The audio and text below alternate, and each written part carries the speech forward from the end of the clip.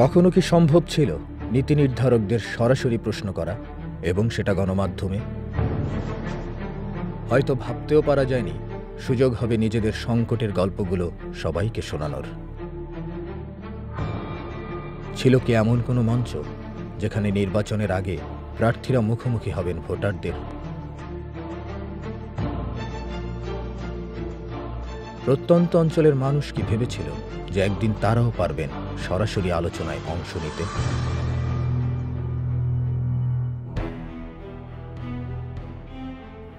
একটি আয়োজনে এসবই সম্ভব হয়েছে। স্বাগত বিবিসি বাংলার বিশেষ আয়োজন বাংলাদেশ সংলাপের ১৫০-রও বেশি প্রচারিত পর্বে বাংলাদেশের রাজনৈতিক নেতা, নীতি নির্ধারক ও সাধারণ মানুষ সরাসরি আলোচনার সুযোগ পেয়েছিলেন। ওনার মতামতটি প্রকাশ করতে দিন। প্রায় ২,৫০,০০,০০০ মানুষের কাছে পৌঁছে গিয়েছিল এই আয়োজন এবং এর মধ্য দিয়ে সূচিত হয়েছিল গণমাধ্যমে বিষয়ভিত্তিক আলোচনা অনুষ্ঠানের এক নতুন ধারা। সারের দাম কেন বেড়েছে? তৈরি হয়েছিল এমন একটি মঞ্চ যা ঘুরে বেরিয়েছে এদেশের এক প্রান্ত থেকে অন্য প্রান্তে, যেখানে সাধারণ মানুষ তাদের প্রশ্নগুলো উত্থাপনের সুযোগ পেয়েছিলেন। সংলাপ কতটা সফল হবে? আর সেই সাথে ছিল আলোচনা সঞ্চালনের যথার্থ প্রয়াস।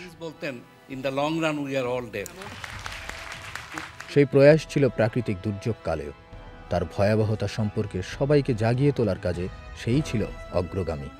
মেয়ে তো হারানি গেছে, 3টে বাচ্চা হারিয়েছি এবং স্বামীও হারিয়েছি। কি হয়নি সেই মঞ্চে? এখানে নিশ্চয়ই কোনো ষড়যন্ত্র হচ্ছে কিনা? স্বতঃস্ফূর্ত প্রশ্ন উত্তর, বাদানুবাদ, সর্বোপরি সাধারণের অংশগ্রহণ। আপনি বলুন। আপনি